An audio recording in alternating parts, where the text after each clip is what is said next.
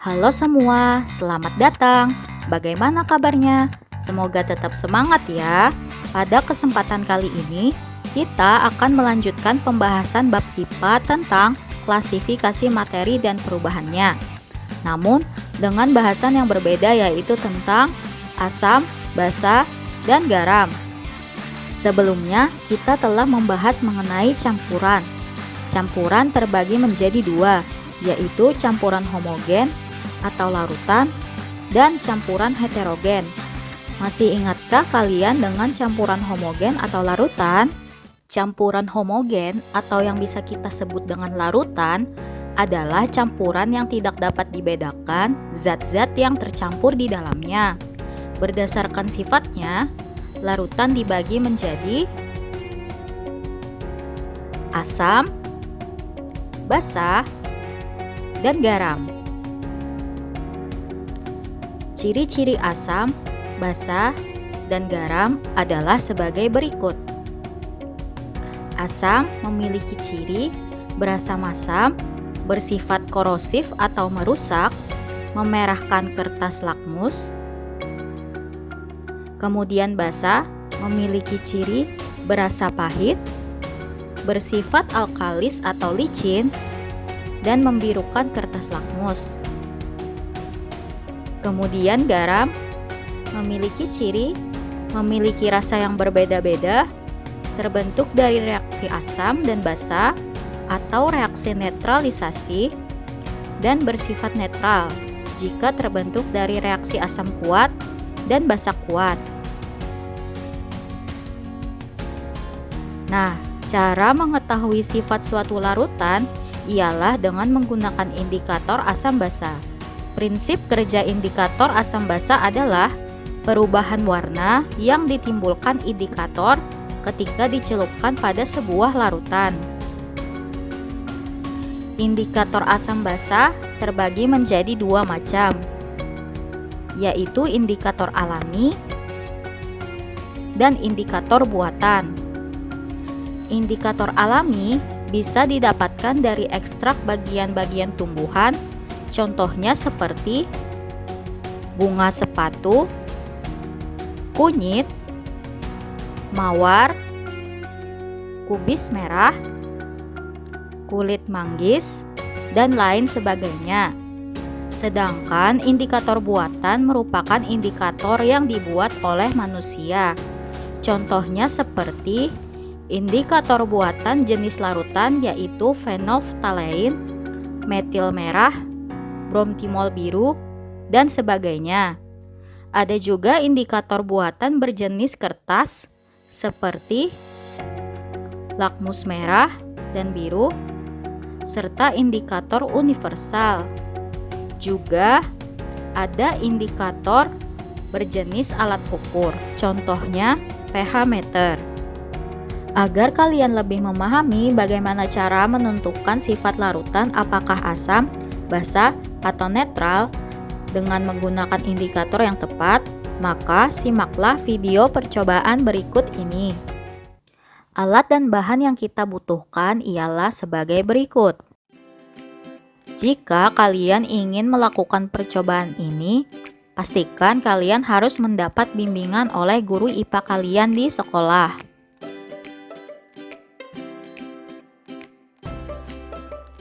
Langkah pertama, teteskan setiap bahan atau larutan yang akan diuji ke dalam pelat tetes.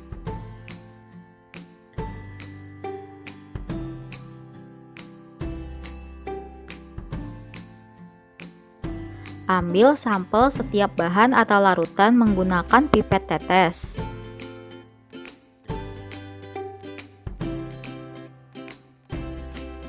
Langkah kedua, teteskan indikator alami ekstrak bunga sepatu ke dalam setiap larutan dalam pelat tetes.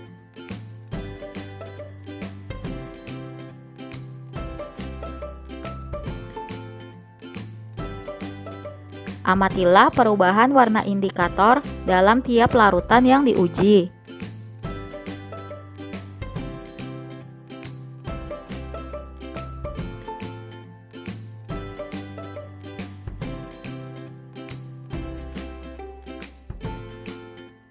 Langkah ketiga, ulangi hal yang sama pada langkah pertama. Namun, kali ini indikator yang digunakan yaitu kertas lakmus merah dan biru.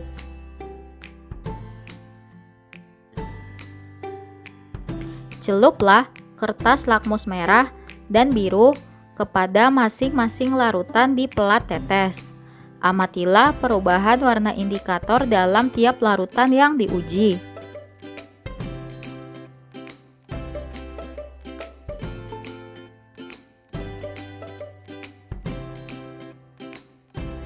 Setelah bahan atau larutan diuji dengan indikator alami maupun indikator buatan, ternyata terdapat perubahan warna pada tiap bahan, kecuali pada larutan garam. Mengapa hal tersebut bisa terjadi? Mari kita bahas bersama-sama. Pada hasil uji sifat larutan menggunakan indikator alami ekstrak bunga sepatu, warna asli indikator itu sendiri yaitu merah keunguan. Sedangkan perubahan warna indikator pada larutan asam yaitu merah cerah. Ketika pada larutan basah, indikator akan berubah warna menjadi hijau. Sekarang, perhatikan hasil percobaan berikut ini.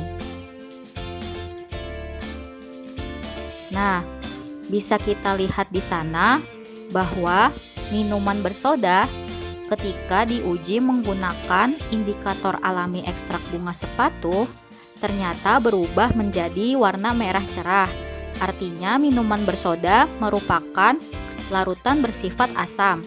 Sama seperti air jeruk, perubahan warna indikator yaitu merah cerah, artinya air jeruk merupakan larutan asam.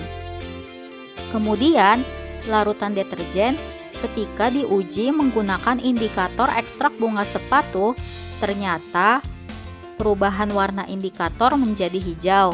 Artinya, larutan deterjen merupakan larutan bersifat basah. Sama seperti larutan soda kue, ternyata perubahan warna indikator menjadi hijau. Artinya, larutan soda kue merupakan larutan bersifat basah. Dan kita dapatkan larutan garam dapur, ternyata perubahan warna indikator tidak ada atau tetap merah keunguan. Itu artinya larutan garam dapur merupakan larutan bersifat netral. Ekstrak bunga sepatu mengandung zat antosianin. Zat inilah yang menyebabkan perubahan warna indikator ketika dimasukkan ke larutan bersifat asam atau basah. Sedangkan pada hasil uji sifat larutan menggunakan indikator buatan lakmus merah dan biru, perubahan warna lakmus merah ketika dicelupkan pada larutan asam akan tetap berwarna merah, sedangkan jika dicampurkan pada larutan basah akan berwarna biru.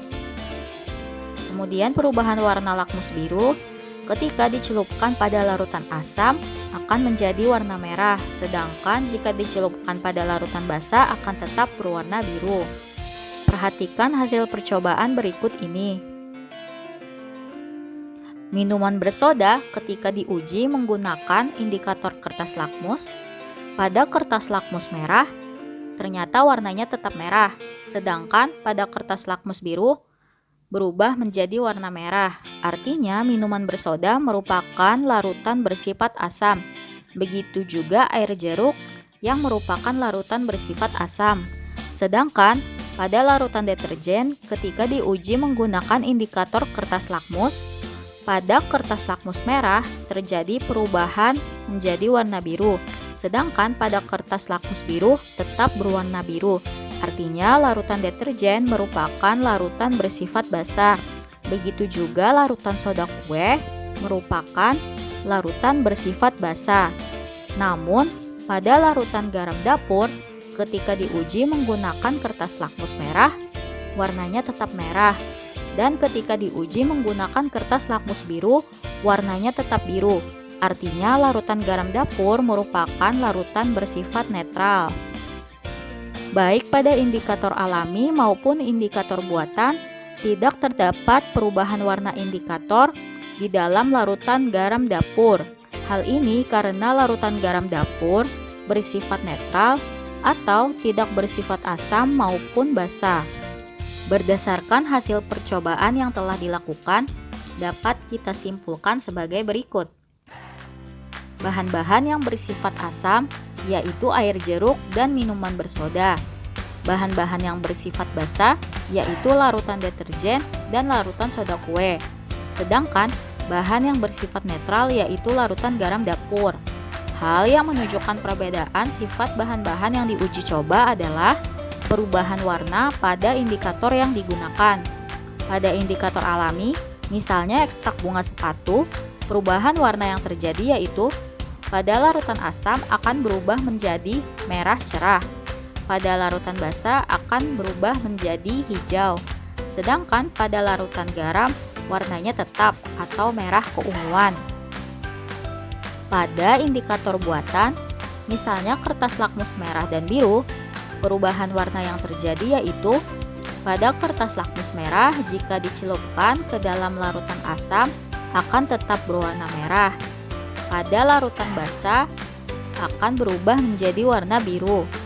Sedangkan pada larutan garam akan tetap berwarna merah.